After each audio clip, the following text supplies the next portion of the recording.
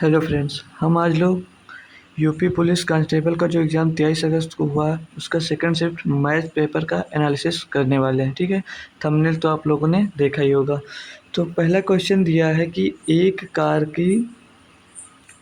को 6400 रुपये में बेचने पर श्री राव को 20% की हानि हुई तो कार का क्रय मूल्य ज्ञात कीजिए। अब 20% की हानि हुई यानी कि कार को किस प्राइस में बेचा गया होगा, मतलब 100, टोटल 100 होता है तो 20% की हानि यानी कि 80% में बेचा गया।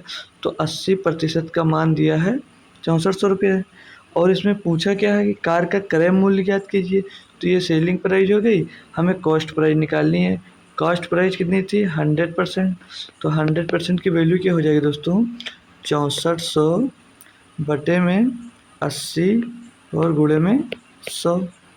ठीक, तो एक जीरो ये कैंसिल हो गया, 8 से काटेंगे 8 हटे 64 हो जाएगा। तो यहाँ पे बचा कितना 800। 800 मल्टीप्लाई 10 बराबर कितना 8000। तो उसकी कॉस्ट प्राइस क्या थी 80,000, यानी कि 100% की वैल्यू कितनी थी 80,000, जो कि आपको ऑप्शन नंबर सी में दोस्तों दिया गया है। इतना आसान सा क्वेश्चन इसमें पूछा गया था। अब हम इसका अगला मतलब दूसरा क्वेश्चन इसमें से हम करेंगे। दूसरा क्वेश्चन दिया गया हमको कि यदि 6 आमों की कीमत 90 रुपये है तो 10 आमों की कीमत क्या है। इससे इजी क्वेश्चन तो आज तक कोई शिफ्ट में पूछा ही नहीं गया होगा। अगर 6 आमों का प्राइस 90 रुपया है तो एक आम का प्राइस कितना हो जाएगा 90/6 बराबर 15, यानी कि एक आम का कितना मूल्य हो गया 15। तो 10 आम का पूछा है तो 10 आमों का मूल्य कितना हो जाएगा 15 गुणे 10। कक्षा 5 का ये बच्चा भी कर लेगा ये क्वेश्चन, यानी कि 10 आमों का मूल्य कितना हो गया दोस्तों 150 रुपये, जो कि ऑप्शन नंबर हमको यहाँ पर सी में दिया गया था। हम इसका अगला मतलब तीसरा क्वेश्चन अब देखेंगे। तीसरा क्वेश्चन में क्या है कि एक राशि का भुगतान 1764 रुपये की 2 वार्षिक किस्तों में की जाती है, मतलब किया जाता है, जिससे वार्षिक संयोजित 5% चक्रवृद्धि ब्याज मिलता है। उधार ली गई राशि कितनी है। ये दोस्तों किस्त वाला क्वेश्चन है, काफ़ी इंपॉर्टेंट क्वेश्चन है। तो 5% अगर हम देखते हैं कि 5% की फ्रैक्शन वैल्यू क्या हो जाएगी दोस्तों 1/20। अब 5% चक्रवृद्धि ब्याज मिलता है, यानी कि ब्याज मिलता है तो कोई सामान है वो 20 रुपये में ख़रीदोगे तो बिकेगा कितना 21 रुपये में। ये क्वेश्चन में कहा गया है, यानी कि 5% एक्स्ट्रा बेच रहे हो। अब क्या 2 वर्षों में, तो इन दोनों का स्क्वायर करेंगे तो 20 का स्क्वायर कितना हो जाएगा 400 और 21 का स्क्वायर हो जाएगा 441। तो इतना आप लोगों को समझ में आ गया। अब क्या करते हैं, यहाँ पर 400 मतलब सेलिंग प्राइस हमें सामान रखनी है, तो यहाँ पर 441 है, तो यहाँ पर हम 21 का अगर गुणा कर देते हैं तो हमारी सेलिंग प्राइस सेम हो जाएगी। तो अब हम इसमें अगर गुणा करते हैं तो हो जाएगा कितना 400 और दूसरा हो जाएगा 441। नीचे वाला सेम रहेगा 400 प्लस 441।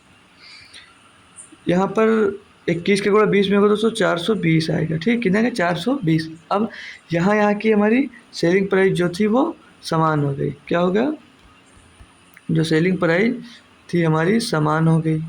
अब क्वेश्चन के अकॉर्डिंग आइए, तो 420 जो यहाँ पर दिया है 420 और 480 की जो वैल्यू है ये कितनी है 820 रुपये।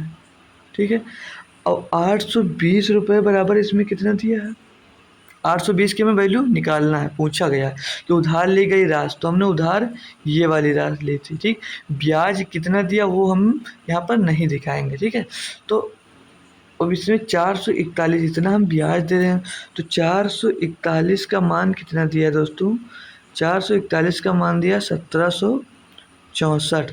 हमें पूछ किसका मान रहा है 820, यानी कि हमने 820 रुपये मतलब ऋण लिया या उधार लिया था, तो 820 रुपये की वैल्यू पूछ रहा है। तो 820 बराबर कितना हो जाएगा 1764 बटे 820, सॉरी 820 तो मल्टीप्लाई में आएगा, 1764 बटे में 441 और गुणे में 820, गुणे में 820 ही आएगा। अब 441 से हम 1764 को भाग देते हैं तो ये 4 बार जा रहा है। कितनी बार जा रहा है? 4 बार। तो 832 को 4 से गुणा करेंगे तो 8 चौक 32 और 20 चौक 80, यानी कि 3280 आ जाएगा। यानी कि हम उसको खरीदे थे कि मतलब उधार ली गई राशि 3280 रुपये थी।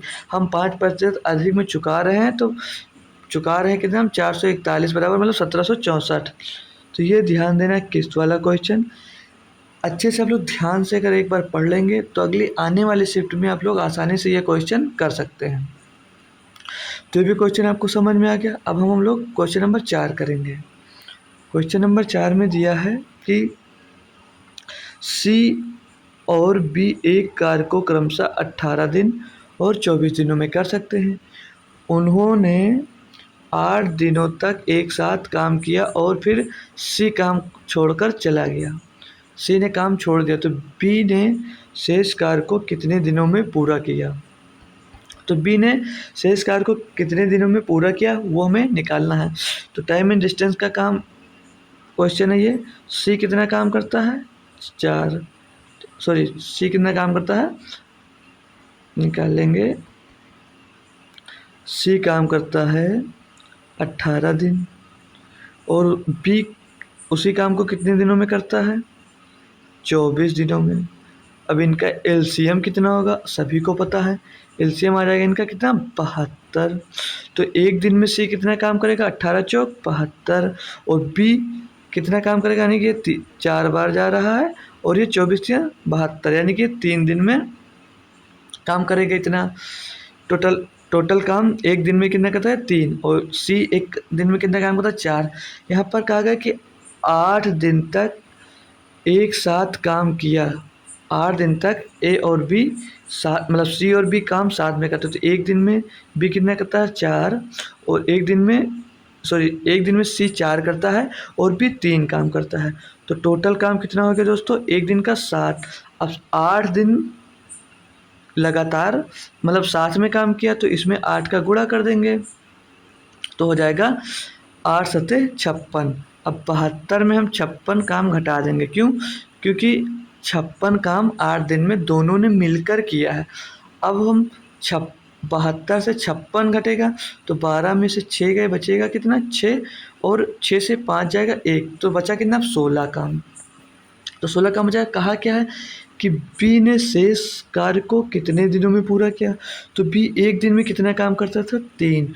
तो 15 को हम 16 को 3 से भाग दे देंगे तो 3 बचे 15, बचा कितना? 1/3। तो 5 सही 1/3 दिन में शेष कार्य को बी कंप्लीट कर देगा। तो इसका आंसर नंबर कौन सा है दोस्तों? यहाँ पर बी दिया गया है। तो आंसर नंबर हमारा बी एकदम सही जवाब होगा। अब हम क्वेश्चन नंबर 4-5 देखेंगे क्या कहा गया है कि ए और बी ने प्रत्येक एक कार्य को 75 दिनों में कर सकते हैं। मतलब ए भी उसी कार्य को 75 दिन में कर सकता है और बी भी 75 दिनों में कर सकता है। उन्होंने एक साथ कार्य शुरू किया लेकिन ए ने कुछ समय बाद छोड़ दिया और बी ने शेष कार्य को 23 दिनों में पूरा किया। ए ने काम शुरू होने के कितने दिन बाद छोड़ दिया काम को? तो क्वेश्चन अच्छा सा दिया बट टफ नहीं कहेंगे इसको, क्वेश्चन ही टफ नहीं है। तो ए एक काम को कितने दिनों में करता है? 75 दिनों में। सेम काम को बी कितने दिनों में करता है? 75 दिनों में। तो इसका एलसीएम कितना होगा? एलसीएम इसका 75 ही तो आएगा। मतलब एक दिन में ए भी काम एक दिन में एक काम करेगा और एक दिन में बी भी एक काम करेगा। तो कहा है शेष काम बी ने 23 दिनों में पूरा किया। तो मतलब 23 काम बचा होगा तभी तो उसने 23 दिनों में पूरा किया। तो हम 75 से अगर 23 को घटा देते हैं तो 75 से 23 को घटाएंगे तो कितना बचेगा? 52 काम। अब 52 काम को साथ में किया था, तो एक काम को एक दिन में एक काम करता है, बी एक दिन में एक काम करता है, तो एक और एक कितना हो जाएगा 2। ठीक, तो एक दिन में वो दोनों लोग मिलकर 2 काम करते हैं। तो 52 काम पहले किए थे, 2 लोग मिलकर किए थे, तो 2 से 52 को काटेंगे तो 2 एकम 2, 2 भाग एक, 2 दूनी 4 और बचा एक 12, 2 26 से हम 12, तो यानी कि ए और बी मिलकर 26 दिन काम पहले किए थे। ठीक, तो ऑप्शन नंबर ए में दिया गया है 26 डेज। तो ये भी क्वेश्चन आपको समझ में आ गया होगा। अब हम लोग दोस्तों अगला क्वेश्चन नंबर 6 देखते हैं। इसमें कहा गया है कि एक वस्तु की कीमत 25% वृद्धि की गई, तत्पश्चात कीमत को 20% घटा दिया गया और फिर 10% बढ़ा दिया गया। तो आप लोग देखते हैं इसमें 10% आंसर लगा सकते हैं। कैसे लगा सकते हैं? हमने सक्सेसिव निकालना देखा है, सक्सेसिव फार्मूला क्या पढ़ा है, 2 वर्ष का अगर ब्याज निकालना है तो पहले हम 2 कर कर निकाल लेते हैं। तो m plus n plus mn upon 100, ये फार्मूला हमने पढ़ा है। जब अगर किसी भी अमाउंट में 25% घटता है, सॉरी बढ़ता है, और 20% घटा दिया जाता है, तो उसमें न तो लाभ होता है और न तो हानि होता है। रखकर हम दिखा दे रहे हैं आपको। यम का मान 25 और घटा दिया तो यन माइनस, फिर यहाँ पे 25 गुणे माइनस का 20 तो माइनस का 500 हो जाएगा। 25 दूना 50, 500, तो ये हो गया कितना, 1 0 से 1 0, 1 0 से 1 0 खत्म। तो ये हो गया 25 से 20 के कितना बचा, 25 से 20 के कितना बचा 5, और यहाँ पर 5 बचा, 5 में से 5 गया कितना आ गया दोस्तों 0। यानी कि 0% का वृद्धि या हानि, मतलब 0% है, ना बढ़ा ना घटा। फिर बाद में वो 10% बढ़ा दे रहा है, तो अगर 10% बढ़ा, यानी कि हमारा अमाउंट 100 था और उसने 10% बढ़ाया तो वो 110% हो गया। तो कितना बढ़ा इसमें, 10% तो बढ़ा। तो हमारा ऑप्शन नंबर बी एकदम सही जवाब होगा। इसको देख कर आप ओरली कर सकते थे, पेन लग यूज करने की ज़रूरत ही नहीं थी इसमें। क्वेश्चन नंबर 7 देखेंगे अब हम। कहा गया है कि क्रमशः 180 रुपये प्रति किलो, क्वेश्चन में कहा गया है कि क्रमशः 180 रुपये प्रति किग्रा और 280 रुपये प्रति किलोग्राम दर वाली 2 प्रकार की चाय को किस अनुपात में मिलाया जाए कि प्राप्त मिश्रण को 320 रुपये प्रति किग्रा बेचने पर 20% का लाभ हो। क्वेश्चन ये भी अच्छा सा था, बट हेडेक नहीं लेना, थोड़ा कैलकुलेशन होगा। तो यहाँ पर देख सकते हैं जो ये वैल्यू दी गई है, ये वैल्यू, ये तीनों वैल्यू 20 से डिवाइड हो जाएगी। ठीक है, 20 से डिवाइड कर कर हम लिखेंगे ताकि हमारा कैलकुलेशन जो होगा वो आसान हो जाएगा। ठीक, तो 20 से डिवाइड होगा तो ये कितना आ जाएगा, यहाँ पर 9 रेशियो ना लगाकर 9/14 आ जाएगा। अगर 320 में बेचा जाए, यानी यहाँ पर ये 9, यहाँ पर ये 9, यहाँ पर ये 14, सॉरी यहाँ पर ये 14 और यहाँ पर ये 16 हो गया। ठीक, 20 से डिवाइड करने के बाद तो 9 रुपये और 14 रुपये वाली चाय को किस अनुपात में मिलाया जाए कि मिला हुआ धन 16 रुपये में बिकता है 20% लाभ के साथ। तो जो ये 16 रुपये दिया है, ये 20% लाभ के साथ दिया गया हमको, तो ये कितना हो जाएगा 120/100। ये हमें 120 की वैल्यू दी गई है, जो 16 है दोस्तों ये 120 की वैल्यू दी गई है। तो 120 की वैल्यू कितनी दी गई है यहाँ पर 16, तो हमें 100% की वैल्यू निकालना है। तो कैसे निकालेंगे, 16 गुणे 5 और 100/120 लिखेंगे तो इसको हम 5/6 सीधे सीधे लिख दे रहे हैं। ठीक, तो 2 से काट देंगे, 2 3 3 और 2 8 16, यानी कि 8 पंचे 40/3। तो ये कितना निकला, ये हमारा मेन अमाउंट निकला। इस पर हम 20% का लाभ लेते हैं, तब 320 यानी कि 16 रुपये में बेचते हैं। तो यहाँ पर क्या आ जाएगा 40/3। ठीक, अब इसको घटा देंगे तो कितना हो जाएगा 14 तिया 42, 42 में से 40 जाएगा तो बचेगा कितना, 2, 2/3। इसको इस साइड घटाएंगे तो 2×3 = 27, 27 घटेगा किसमें, 40 से, तो बचेगा कितना, 13, 13/3। तो ये इसका रेशियो होगा 2/3 रेशियो 13/3। तो 3 से 3 कैंसिल हो गया, तो क्या रेशियो आ गया इसमें, 2/13। ये इसका आंसर हो गया। मतलब इस रेशियो में हम अगर मिलाते हैं तो उसको बेचेंगे तो हमें 320 रुपये किलो अगर बेचते हैं तो हमें 20% का लाभ हो सकता है। तो इसका आंसर दोस्तों ऑप्शन नंबर डी होगा। आई होप क्वेश्चन कठिन नहीं है, बट थोड़ा कैलकुलेशन था, ये हम कह सकते हैं। ठीक है दोस्तों, हम अगला क्वेश्चन देखते हैं कि ए और बी की गति की दरों के बीच का अनुपात 2:3 है और इसीलिए ए को गंतव्य तक पहुंचने में बी द्वारा लिए गए समय में 15 मिनट अधिक समय लगता है। यदि ए दुगनी गति से चला होता तो उसे दूरी तय करने में कितना समय लगता। तो क्वेश्चन काफ़ी अच्छा हुआ है, सदिया इसमें स्पीड, जैसे ए देख लेंगे हम, ए और बी दिया गया है, इनकी स्पीड का रेशियो क्या दिया है, इनकी स्पीड का रेशियो दिया है 2:3।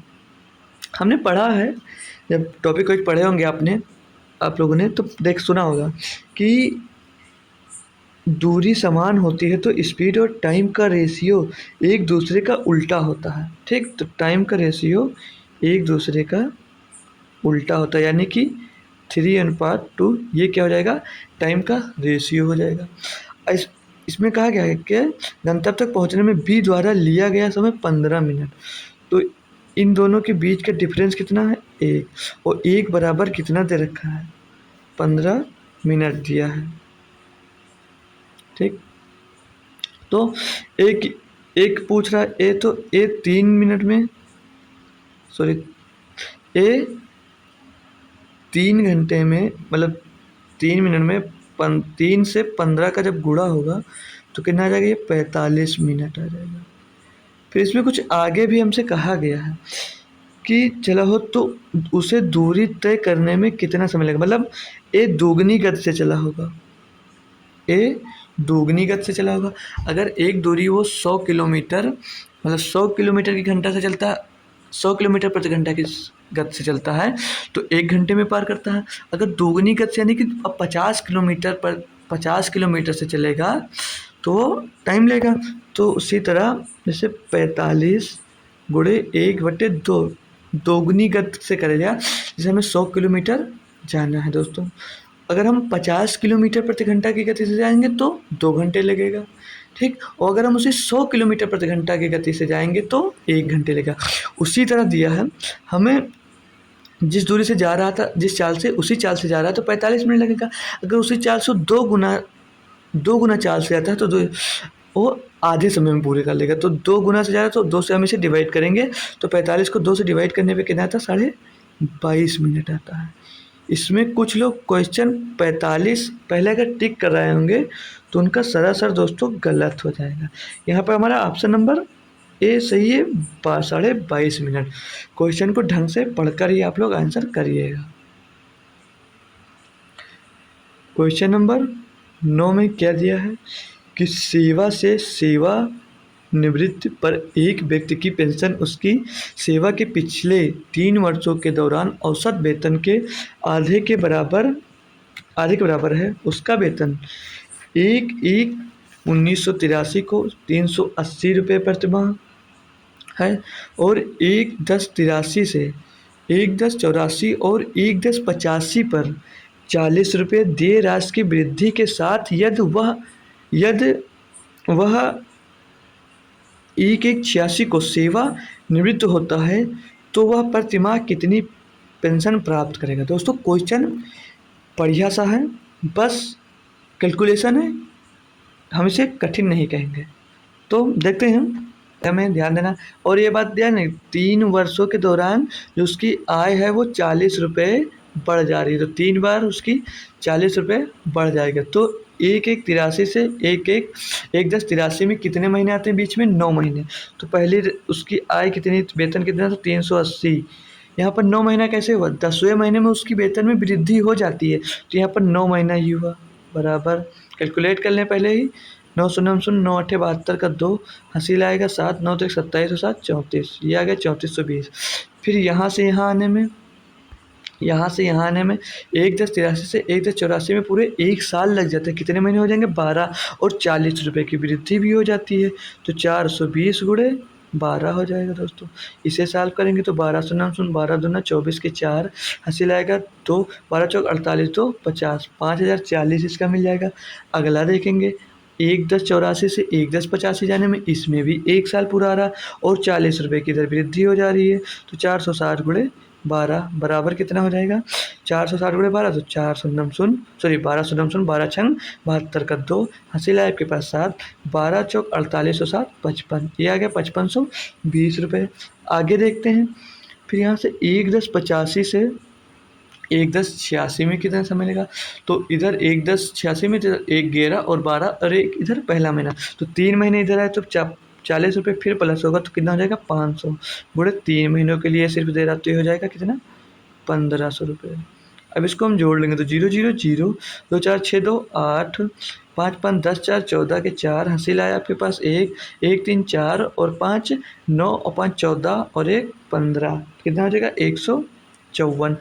महीनों की संख्या क्या हो जाएगी? 12 9 21 और 12 33 और 12 36, महीनों की संख्या 36 है कि हमें इसमें यही बोला था कि 3 वर्षों के दौरान औसत वेतन पूछा था, तो इसका हम 154/80 का 36 से डिवाइड करेंगे तो इसका एवरेज निकल आएगा।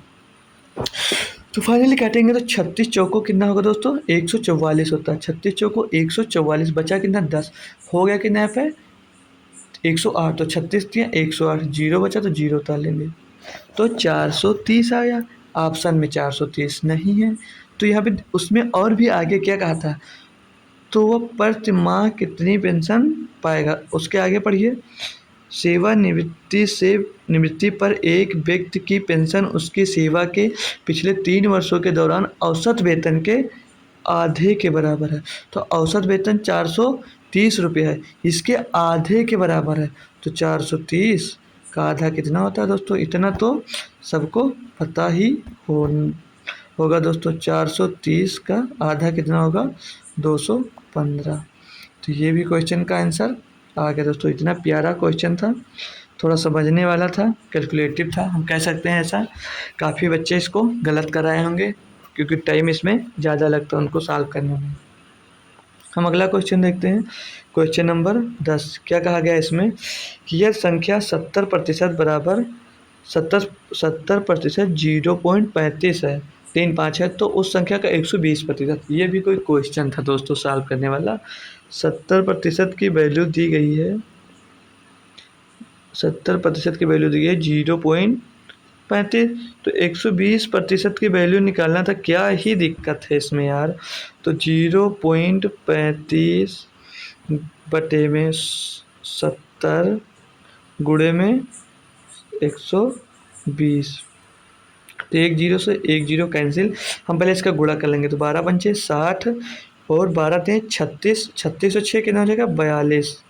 कितने अंक बाद 0.2, तो 4.2 आएगा। इसको 7 से भाग देंगे तो 7 छंग 42 तो हो रहा है दोस्तों। अगर हम नहीं पता तो सॉल्व करना सिखा दें एक बार। हम पॉइंट हटाएंगे, नीचे कितना हो जाएगा? 700। अब 700 हो गया, ठीक। तो 420 को हम अगर 700 से भाग देंगे तो कटेगा नहीं, क्योंकि क्या मतलब यहाँ पे पॉइंट लगाएंगे, यहाँ पे जीरो बढ़ाएंगे, हो जाएगा 4200।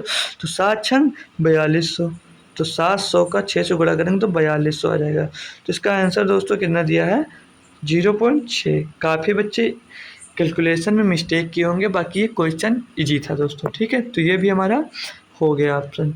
अब हम क्वेश्चन नंबर 11 देखते हैं। क्या दिया गया है कि एक व्यापारी ने 25% का लाभ शामिल करने के लिए एक वस्तु की कीमत अंकित की, लेकिन अंकित मूल्य पर 16% की छूट भी दी, उसका वास्तविक लाभ क्या है। मतलब कॉस्ट प्राइस, मार्क प्राइस और सेलिंग प्राइस ये हमको दिया हुआ है। तो कॉस्ट प्राइस पे उसने कितना 25% का लाभ अंकित किया, लेकिन वो 16% की छूट दे दिया। तो सेलिंग प्राइस क्या होगी, तो इसमें हम M+N+MN/100 वाला फार्मूला लगा सकते हैं। तो 25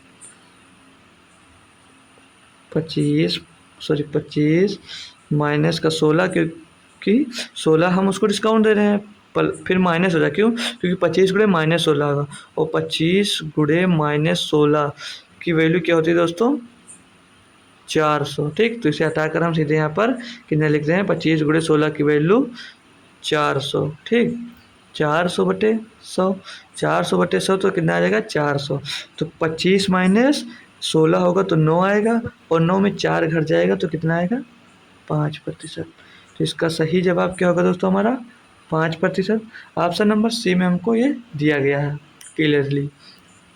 क्वेश्चन नंबर 12 अच्छा सा है कि एक क्रिकेट खिलाड़ी 30 पारियों के लिए बल्लेबाजी औसत 40 रन है, उसका सर्वोच्च स्कोर उसके न्यूनतम स्कोर से 100 अधिक है। यदि इन दोनों पारियों को शामिल नहीं किया जाए तो बाकी 28 पारियों का औसत 38 रन है। तो खिलाड़ी का न्यूनतम स्कोर मतलब कम वाला स्कोर हमें ज्ञात करना है।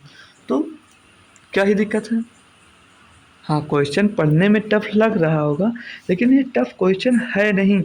हम इसे आसानी से कैसे सॉल्व कर रहे हैं वो आप लोग ध्यान से सीखिए। बिल्कुल हम अभी इसको 2 लाइनों में कर सकते हैं। ठीक है, तो पहले 30 पारियों का औसत कितना था, पहले 30 पारियों का औसत कितना था 40।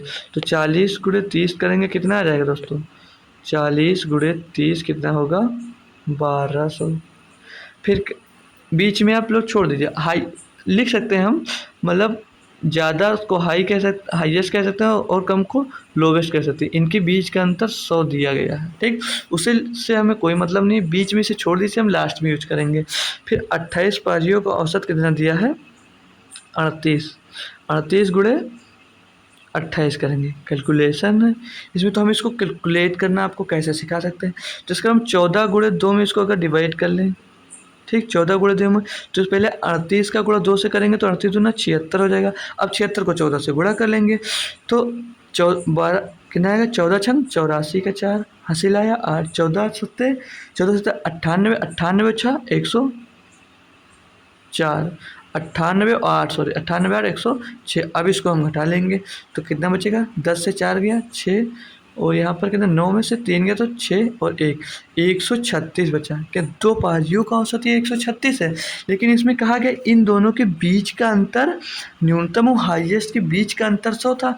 तो जैसे हमें एक है x, तो हम न्यूनतम ज्ञात करें तो एक x है तो दूसरा x+100 है, x+100 है। क्यों, ये अगर न्यूनतम है तो इसमें अगर x माइनस कर देंगे तो कितना आ जाएगा 100 ही बच जाएगा।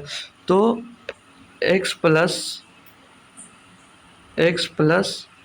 x 100 बराबर 136। तो 2x बराबर 36, तो x बराबर कितना हो जाएगा यहाँ पर 18 ऑप्शन नंबर बी में दिया गया है।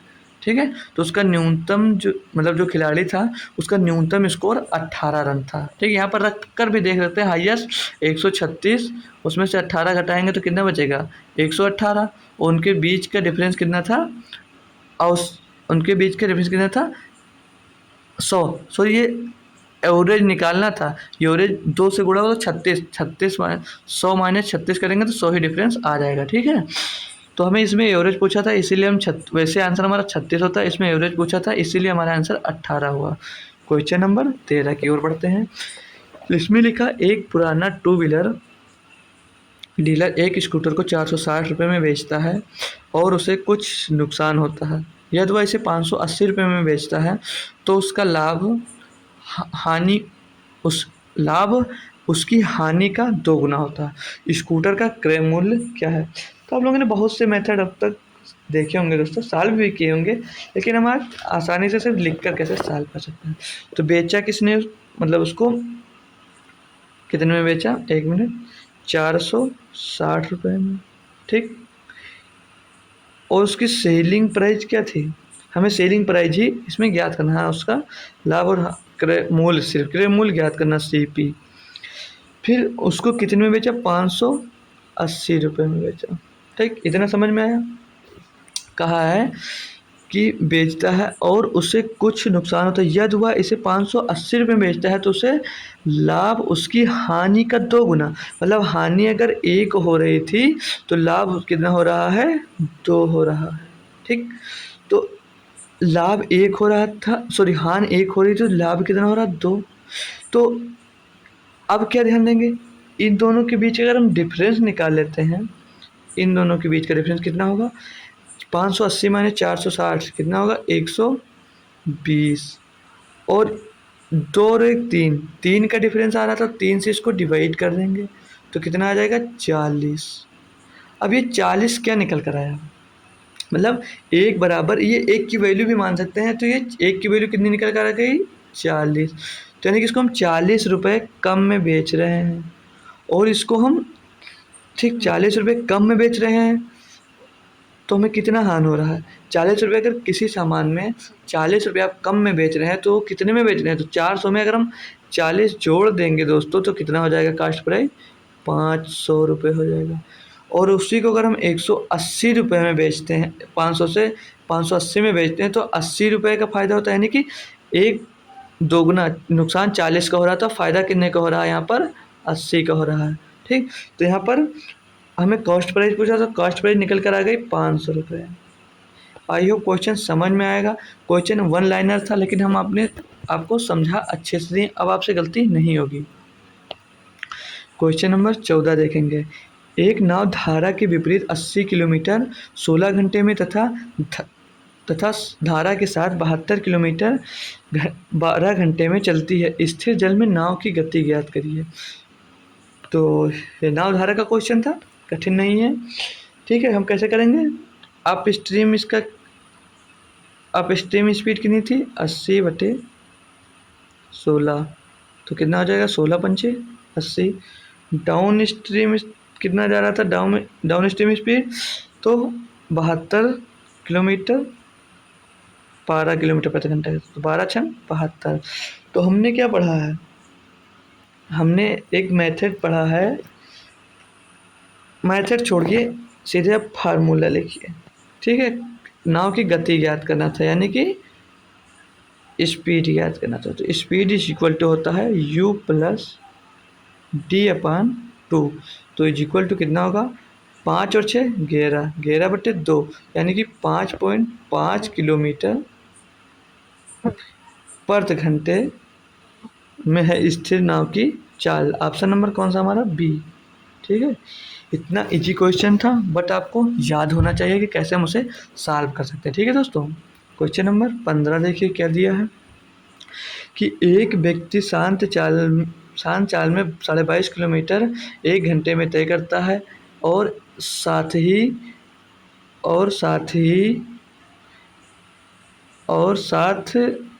इसमें कुछ शायद मिसप्रिंट है क्वेश्चन, हम आपके लिए एक बार फिर से दोस्तों देख ले रहे हैं ताकि आपका कोई क्वेश्चन रॉन्ग ना हो, ठीक है। तो इसमें एक व्यक्ति शांत जल में, क्वेश्चन हम ढूंढ ले, पहले PDF से निकाल ले रहे हैं दोस्तों एक बार। ये इतना दोस्तों यहाँ पर नहीं है, एक्स्ट्रा लिख गया, ये बाद में होगा क्वेश्चन में, कॉपी करने में दोस्तों मिस्टेक हो गया था, ठीक। यहाँ से अब हम पढ़ेंगे, ठीक है। क्या दिया क्वेश्चन में, ठीक, 22 किलोमीटर 1 घंटे में तय करता है, और यह पता है कि उसका धारा के विपरीत लिया गया समय धारा के साथ के समय का 2 गुना है। धारा की गति ज्ञात कीजिए। तो बढ़िया सा क्वेश्चन है, कैसे सॉल्व करते हैं, तो यहाँ पर ध्यान देंगे, ये गलत लग गया दोस्तों, इसे हटा दे रहे हैं एक बार हम, फिर से गलत हो गया, ठीक है। तो क्या आ गया है, हम पढ़े अप स्ट्रीम, पहले एक सीधे फार्मूला आप लोग लिखिए, थोड़ा मोटा हो गया पेन, ठीक है। तो T1 बराबर क्या होता है, T2, T2, ये समय मतलब टाइम हमें समान दिया गया है। तो धारा 2 गुना धारा क्या करती है, तो 2 से इसमें हम मल्टीप्लाई कर देंगे।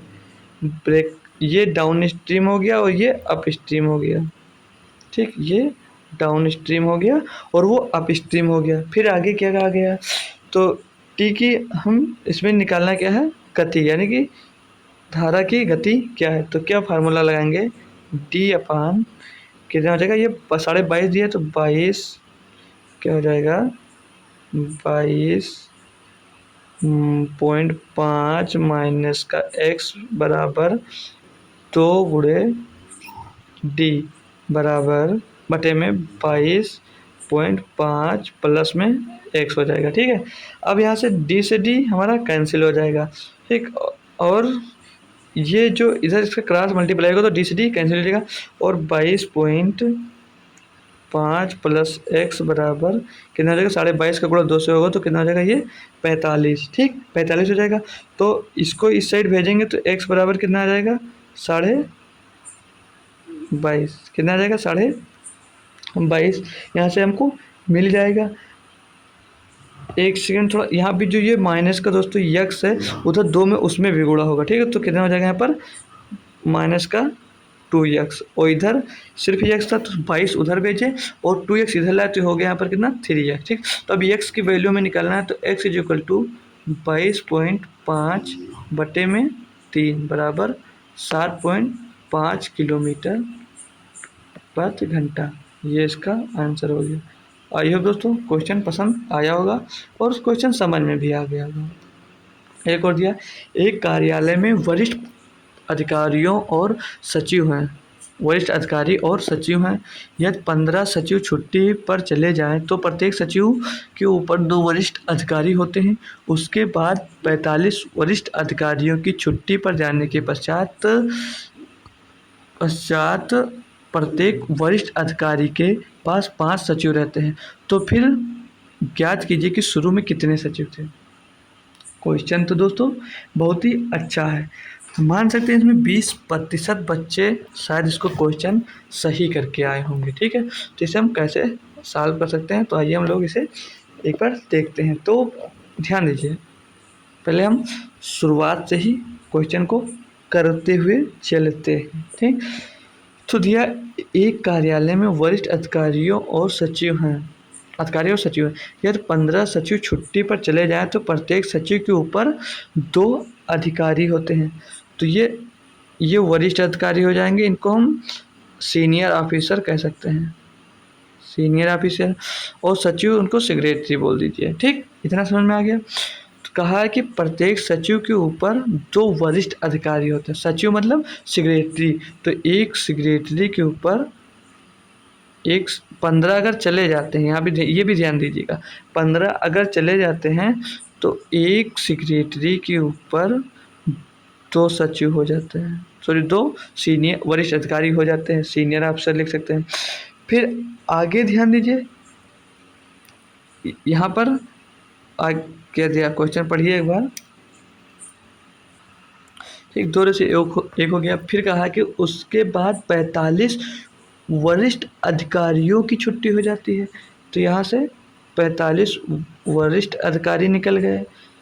हो जाने के पश्चात अतः प्रत्येक वरिष्ठ अधिकारी के पास 5 सचिव होते हैं। मतलब जो अधिकारी बचे, कितने बचे, एक अधिकारी पर 5 सचिव हो जाते हैं, ठीक। तो यहाँ पर 5 दिया है और ऊपर 1 दिया है, तो अगर सचिव की संख्या पूछे तो हमें सचिव को बराबर करने के लिए ऊपर हम 5 का मल्टीप्लाई कर सकते हैं, बिल्कुल कर सकते हैं दोस्तों, ठीक है। तो ऊपर मल्टीप्लाई होगा तो क्या हो जाएगा, इस साइड में देख लीजिए, तो ये रेशियो बन जाएगा हमारा 2 पंचे 10 रेशियो 5, मतलब 10 रेशियो 5 आ गया, किसका कितना हो गया, 10 रेशियो 5, ये हो गया सीनियर ऑफिसर और सेक्रेटरी का जब कब उनके जाने के बाद, 45 सॉरी 47 के जाने के बाद। तो यहाँ पर 10:5 है और यहाँ पर कितना दिया है 1:5। ये पहले वाले हो गए दोस्तों और ये जाने के बाद वालों का हो गया। तो इनके बीच का डिफरेंस कितना है, किसकी संख्या निकालनी है, सचिव हो। तो फिर ज्ञात कीजिए कि शुरू में कितने सचिव थे।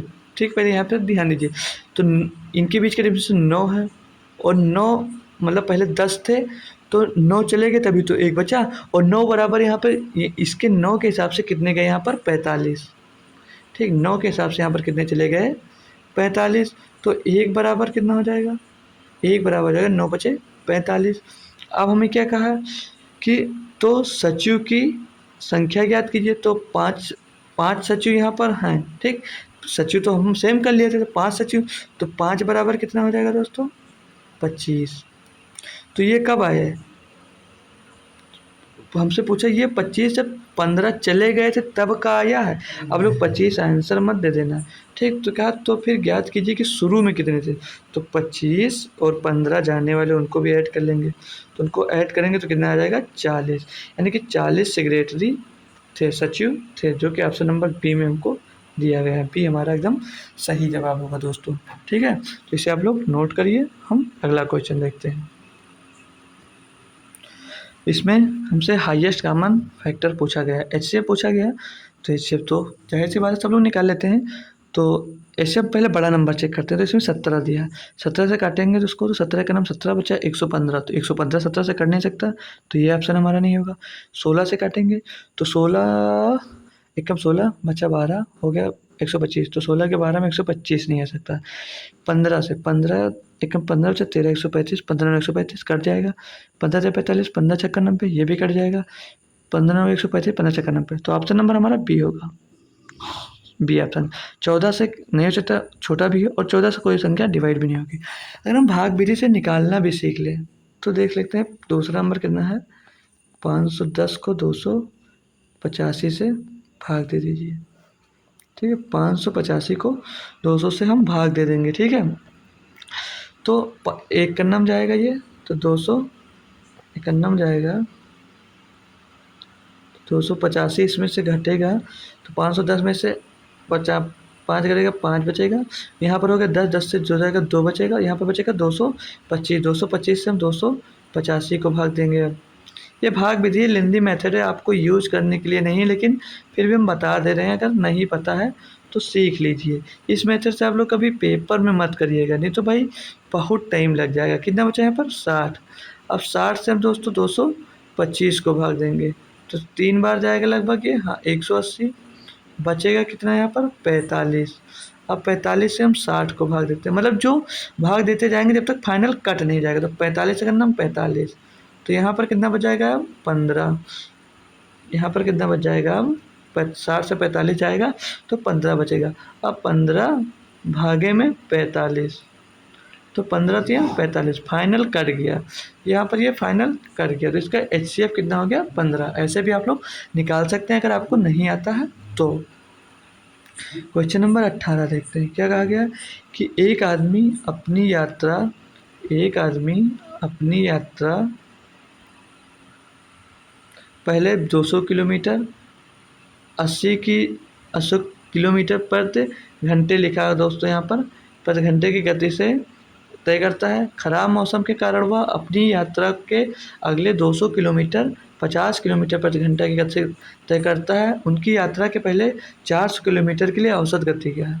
इससे भी कोई लप्पू सा क्वेश्चन होता है दोस्तों। पहले 200 किलोमीटर कितने स्पीड में गया 80, ठीक है 80 की स्पीड, इसको भाग करेंगे कितना आएगा 2.5।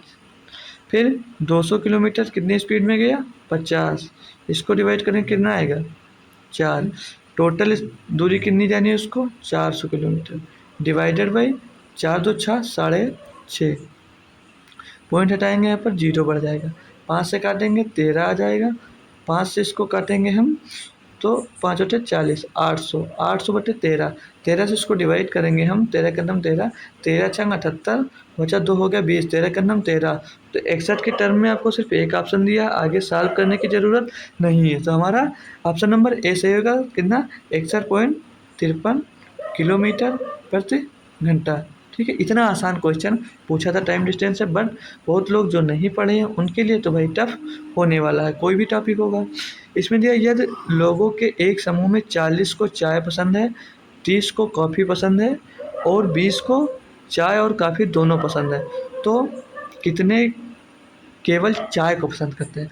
तो हम इसको आपको वेन डायग्राम से समझाते हैं। ठीक है दोस्तों, वेन डायग्राम से इसको समझाते हैं। इसको हम आपको वेन, अच्छा गोला नहीं बन पाएगा, इसको वेन डायग्राम से समझाते हैं। ठीक, ये दो चाय पीने वाले हो गए, मतलब ये चाय पीने वाला हो गया टी, और ये हो गया कॉफ़ी वाला। ठीक है, ये कॉफ़ी वाला हो गया और ये टी वाला हो गया।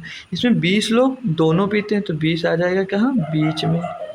फिर 40 लोग चाय पसंद करते हैं, 40 लोग चाय पसंद करते हैं, लेकिन उसमें से 20 कॉफ़ी भी पसंद करते थे तो केवल चाय पसंद करने लगे थे 20, और 30 कॉफ़ी को पसंद करते थे तो 20 दोनों पसंद करते हैं, तो सिर्फ कॉफ़ी को 10 पसंद करते हैं।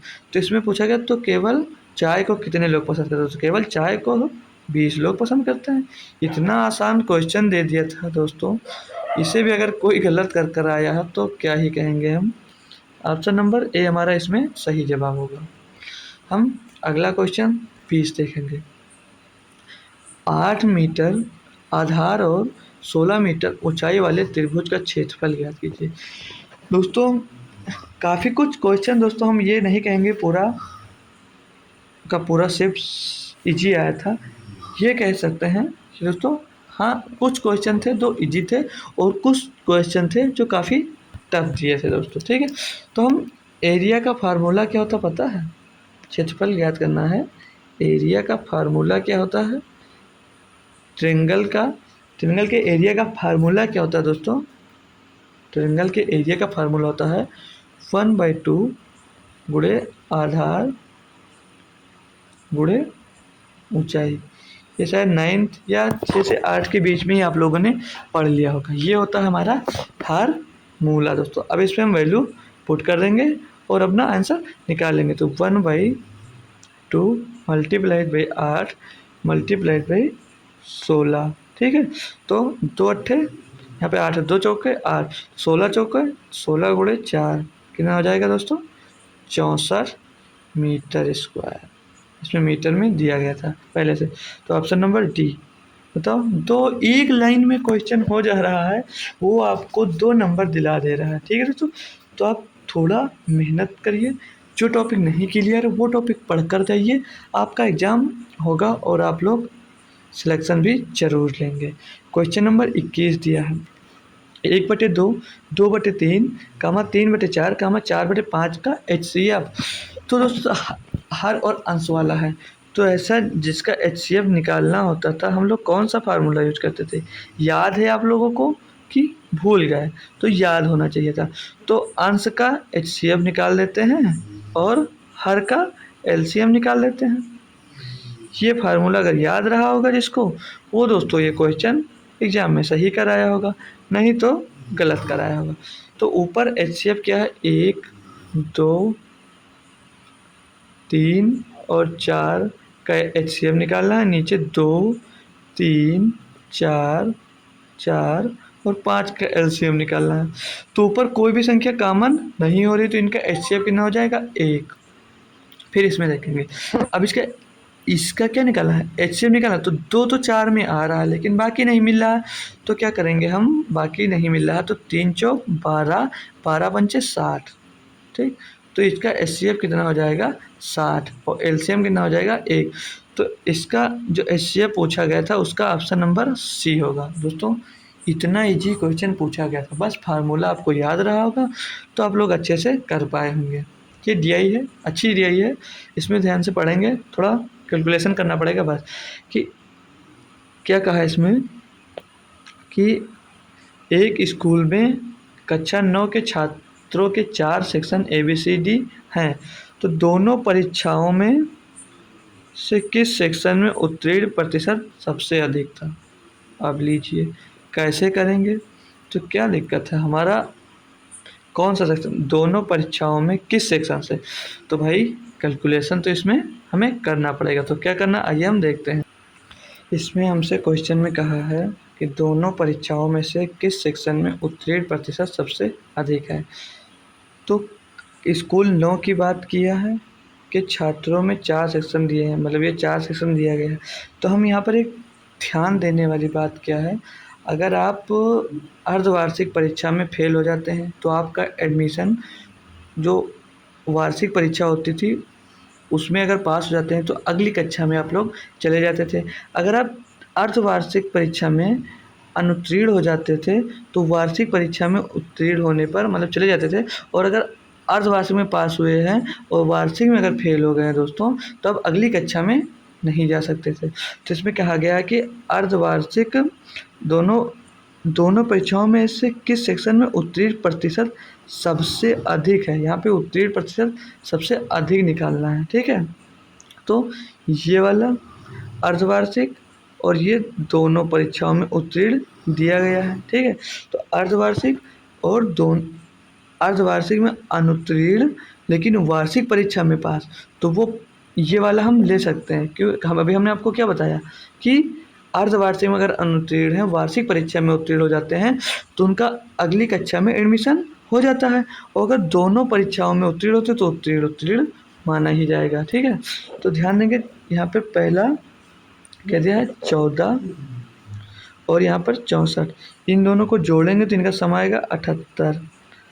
पूछा इन टोटल का कितना प्रतिशत, मतलब प्रतिशत निकालना है, फिर हमें बताना है कि कौन सा अधिक है। तो ये हो गया, फिर इसको जोड़ेंगे हम, तो ये चारों जोड़ेंगे तो 8 4 12 6 18 4 22 के 2 और 1 3 1 4 4 और 6 10, कितना आ गया यहाँ पर, फिर से जोड़ लेंगे 6 और 1 7 और 2 9, तो हासिल कितना आएगा हमारे पास 2, हासिल 2 आया था ना, तो 10 2 12 यानी कि 112 आ जाएगा। एक बार काउंट कर लेंगे, नहीं तो कैलकुलेट करने में हमको दिक्कत हो सकती है। 8 4 12 6 18 4 22 का 2, हासिल आया 2 2 2 4 1 5 और 6 11, ठीक, यहाँ पर 11 होगा, 112 आ रहा है, ठीक है। गुणे में 100, इसे हमें सॉल्व करना है। तो इसे हम सॉल्व ना कर अभी थोड़ा वेट कर लें, सारे लिख ले रहे हैं नंबर।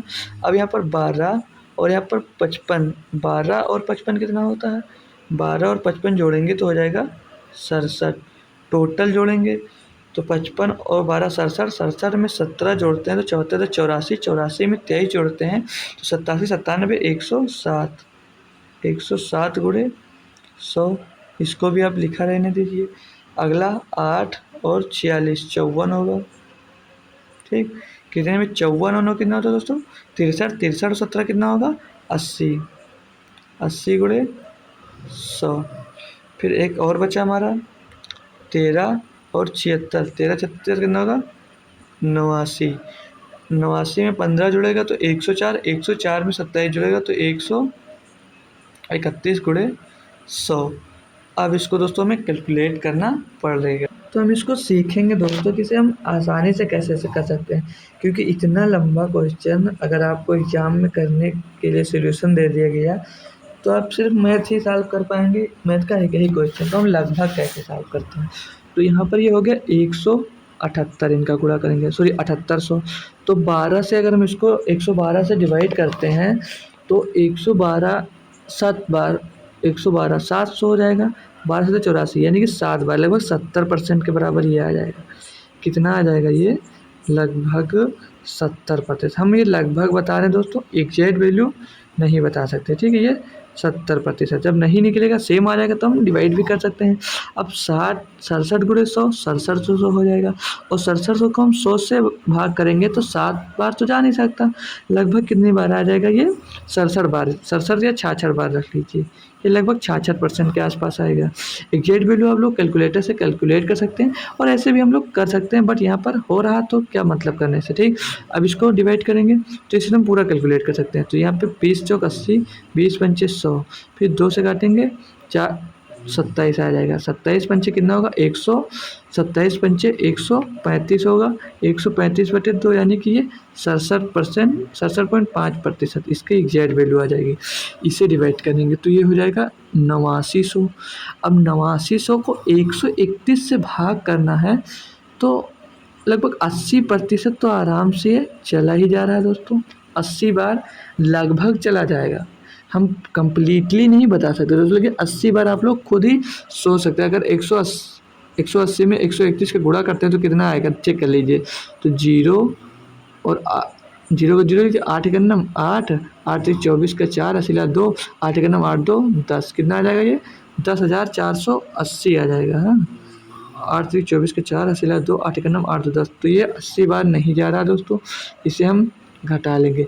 70 बार चेक करते हैं तो यहाँ पर हम 80 की जगह पर 70% लिख लेंगे, तो 70% से भी चेक कर सकते हैं। कैसे चेक कर सकते हैं, तो जीरो पीछे होगा ही, और 7 का नम 7, 7 21 का 1, 80 ला 2, 7 का नम 7 2 9, ये भी ज़्यादा जा रहा है, यानी कि अब ये भी हमारा 70% से कम ही आ रहा है। तो ये लगभग हम 68% के आसपास मान ले रहे हैं, लेकिन इसमें पूछा था अधिक का, तो अधिक हमारा सेक्शन ए में होगा, ऑप्शन नंबर ए हमारा सही है।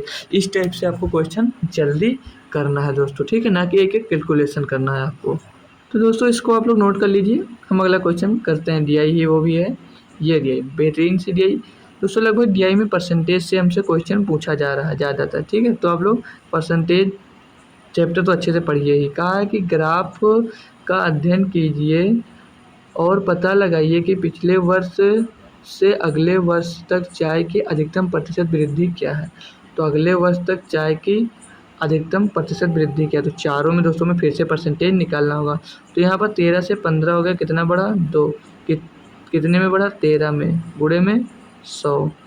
फिर 15 से कितना हो गया 17, कितना बढ़ा यहाँ पर 2, 15 से 17 हुआ, कितना बढ़ा 2 बढ़ा दोस्तों, 2 कितने में बढ़ा 15 में बढ़ा, गुणे में 100। फिर तीसरा गया 17 से 20 गया, 17 से 20 गया तो कितना बढ़ा दोस्तों 3 बढ़ा, 17 से 20 गया तो 3 बढ़ा, किस में बढ़ा 17 में बढ़ा, गुणे में 100 कर लेंगे। अब इसको हम सॉल्व कर सकते हैं, ठीक है। इसको सॉल्व करेंगे तो क्या आएगा, यहाँ पर हो जाएगा 200, 200 बटे 13, 200 बटे 13 कितना होता है 200 बटे 13, तो 13 का नम 13 बचा, कितना 7 हो गया 70, 13 बचे 65, 15% के आसपास ये आएगा, ठीक है। फिर 15 पॉइंट कुछ लगभग आ सकता है, पूरा एग्जैक्ट कोई मतलब नहीं रहेगा दोस्तों कैलकुलेट करने का। 200 बटे 13 तो कर भी लेते हैं, 13 का नम 13, फिर कितना हो गया 70, 13 बचे 65, 13 बचे 65, कितना बचा, फिर 70 से 5 बचा जो हो गया 50, तो 13 तियाँ 39, फिर बचा 11 हो गया 10, 13 अट्ठे 104, तो 15.38% के आसपास ये आ रहा है। इसको सॉल्व करें तो 200 बटे 15, तो 200 बटे 15 तो 15 एक नम 15, 15 तियाँ 45, ठीक। फिर कितने में 5 हो गया 50, फिर 15 तियाँ 45, एक प्रोसेस चलता ही रहेगा कितना भी चला जाए, ठीक। तो 200 बटे पहले 13 निकाले तो वो कितना निकला 15.38%, और 200 बटे जब हम 15 निकाले दोस्तों तो 13.33% निकला। अब यहाँ पर ये 100 था दोस्तों, ठीक। अब यहाँ पर 300 बटे 17 हो जाएगा, 300 बटे 17। अब इसको 300 बटे 17 को हम डिवाइड करेंगे तो पहले जाएगा 17 का नम 17, फिर कितना बचा यहाँ पर 13 हो गया 30, 17 सत्ते 119, हाँ 17 सत्ते 119, 17 सत्ते कितना होता है 119, फिर बचा कितना यहाँ पर 11, तो पॉइंट लगाएंगे 110 हो जाएगा, 17 छक्का 102, फिर कितना बचा 8 बचा, 80 हो गया, 17 चौको 68, 17.4%। इसमें क्या पूछा था कि ग्राफ का अध्ययन कीजिए और पता लगाइए कि पिछले वर्ष से अगले वर्ष की चाय की अधिकतम प्रतिशत वृद्धि क्या है। तो अधिकतम प्रतिशत वृद्धि हमारी 17.64 दिखा रहा है, तो ऑप्शन नंबर हमें सी में दिया गया, ठीक है। ऑप्शन नंबर सी में हमें दिया गया जो 17.65% दिया गया है, ठीक है। ये भी हमारी डीआई दोस्तों कंप्लीट हो गई। एक डीआई का क्वेश्चन और है पाई चार्ट का, इसे भी हम लोग सीख लेंगे। कहा गया निम्नलिखित पाई चार्ट एक पुस्तक के प्रकाशन में किए गए व्यय का प्रतिशत वितरण दर्शाता है। पाई चार्ट का अध्ययन कीजिए और उसके आधार पर प्रश्न का उत्तर दीजिए, ठीक है। ये किसी पुस्तक के प्रकाशन में होने वाला व्यय को प्रतिशत में यहाँ पर दर्शाया गया है, ठीक है। तो क्वेश्चन अब नीचे लिखा है कि यदि किसी पुस्तक का अंकित मूल्य लागत मूल्य से 40% अधिक निर्धारित किया गया और अंकित मूल्य 280 रुपये है, तो पुस्तक की एक प्रति में प्रयुक्त कागज़ की लागत ज्ञात कीजिए। तो पूरा टोटल पहले देखिए, यदि किसी पुस्तक का अंकित मूल्य लागत मूल्य से 40% अधिक, जैसे 100 रुपये लगा है तो उस पर 40% अधिक अंकित करेंगे तो कितना हो जाएगा 140%। और 140% निर्धारित किया गया और अंकित मूल्य 280 रुपये, मतलब 140 का मान कितना हो गया 280 रुपये। पुस्तक की एक प्रति में प्रयुक्त कागज़ की लागत, तो कागज़ की लागत निकाल, पहले इसका हम 100% निकाल लेंगे दोस्तों। 100% कितना होगा 280 बटे 140 गुणे में 100, ठीक है। तो 140 दूना 280, तो 100% की वैल्यू क्या निकल कर आ जाएगी यहाँ पर 200। अब यहाँ पर पूछा कि कागज़ की लागत कितनी थी, तो कागज़ की लागत कितनी थी दोस्तों 25%। तो इसका 200 का 25% निकालेंगे यानी कि 1/4, तो मतलब 25/100 करेंगे तो 100 का नम 100, 100 दूनी 200, 25 गुणे 2 कितना आ गया 50 रुपये। ये क्या हो गया कागज़ की लागत हो गई दोस्तों। तो आई होप ये क्वेश्चन आपको अच्छे से समझ में अब आ गया होगा। तो हम लगभग इसके सारे क्वेश्चन दोस्तों कंप्लीट कर चुके हैं। इस डे में लगभग 25-26 क्वेश्चन थे। थैंक यू सो मच दोस्तों आप लोगों को जो इतनी देर हमारे साथ बने रहे। आई होप जो ये शिफ्ट हुई 23 अगस्त सेकेंड शिफ्ट की, अगर आप लोग फर्स्ट शिफ्ट देखना चाहते हैं तो उसकी लिंक आपको डिस्क्रिप्शन में मिल जाएगी, आप लोग वहां से देख सकते हैं उसको। ये सेकेंड शिफ्ट हमारी थी दोस्तों 23 अगस्त 2024 की यूपी पुलिस की। तो ये भी कंप्लीट हुई। आई होप दोस्तों सारे क्वेश्चन आपको पसंद आए होंगे।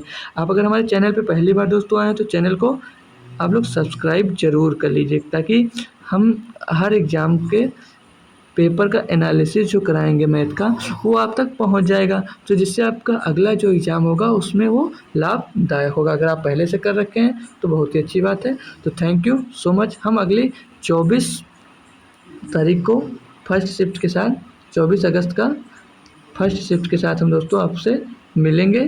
तब तक के लिए बाय, थैंक यू।